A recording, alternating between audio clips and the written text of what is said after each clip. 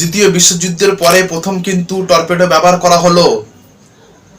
যুদ্ধতে torpedo ব্যবহার করলো আমেরিকার নৌসেনা। আমেরিকার টর্পেডো ব্যবহার করে কিন্তু ইরানের যুদ্ধ জাহাজকে উড়িয়ে দিল।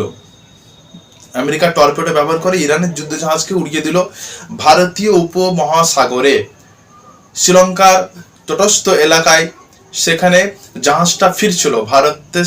ভারতের মিত্র জাহাজ, ইরানের যুদ্ধে ভারতের মিত্র জাহাজ, আত্মীয় জাহাজ ভারতের সঙ্গে প্র্যাকটিসে ছিল, ভারতবর্ষের সঙ্গে প্র্যাকটিসে ছিল।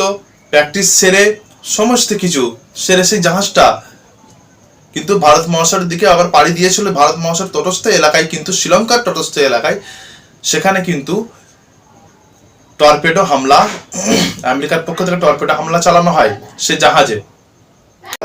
প্রথম টর্পেডো হামলা চালানো হচ্ছে ইরানি জাহাজটাকে উড়িয়ে দেওয়া হলো। সেখানে কম বেশি 180 জন নৌসেনা ছিল ইরানের, এমনটা জানা যাচ্ছে। তার মধ্যে 30 জনকে উদ্ধার করে নিয়ে যাওয়া হয়েছে।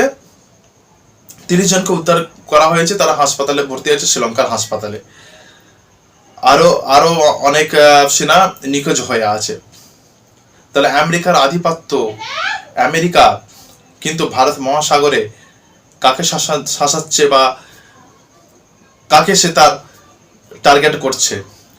আমরা জানি এশিয়া মহাদেশের সর্বোচ্চ বড় শক্তি হচ্ছে রাশিয়া, চীন এবং ভারতবর্ষ।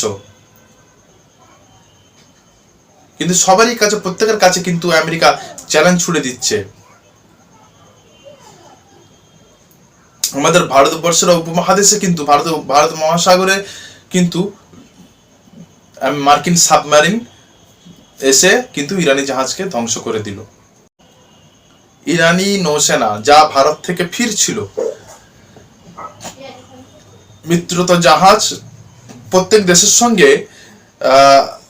দেশের সঙ্গে যে মিত্রতা হয়, মানে যেখানে অভ্যাস বা প্র্যাকটিস করা হয়, যেসব জাহাজগুলো, যেসব দেশের সেনারা এসে প্র্যাকটিস করেন, নৌসেনারা এসে, এমনই কিন্তু জাহাজ ছিল ইরানি জাহাজ। তার নাম হচ্ছে IRIS ডেনা। সেই জাহাজকে টর্পেডো হামলায় উড়িয়ে দেওয়া হলো। তৃতীয় বিশ্বযুদ্ধের পরে প্রথম ব্যবহার করলো মার্কিন যুক্তরাষ্ট্র, টর্পেডো ব্যবহার করলো। IRIS ডেনা জাহাজকে উড়িয়ে দেওয়া হলো। কিন্তু যখন জাহাজে হামলা চালানো হলো, তখন কিন্তু সেই সংবাদটা কিন্তু শ্রীলঙ্কার নৌসেনার কাছে পাঠানো হলো। জাহাজ থেকে সেই শ্রীলঙ্কার নৌসেনার কাছে সেই সংবাদটা পাঠানো হয়েছিল। পাঠাবার সঙ্গে সঙ্গে শ্রীলঙ্কার নৌসেনা অ্যাক্টিভ হয়ে গেল, উদ্ধার কাজে নেমে পড়লো। শ্রীলঙ্কার নৌসেনা উদ্ধার কাজে নেমে পড়লো। সে মার্কিন রক্তচক্ষুকে উপেক্ষা করে, ভয় করলো না। মার্কিন যুক্তরাষ্ট্র আমেরিকার রক্তচক্ষুকে উপেক্ষা করে সে কিন্তু এই অভিযানে নেমে পড়লো। শ্রীলঙ্কার নৌসেনা উদ্ধার কাজে নেমে পড়লো।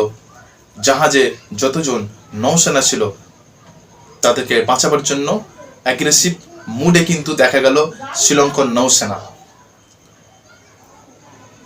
বক্তব্য শুনুন। সেখানে সরকারি শ্রীলঙ্কার তরফ থেকে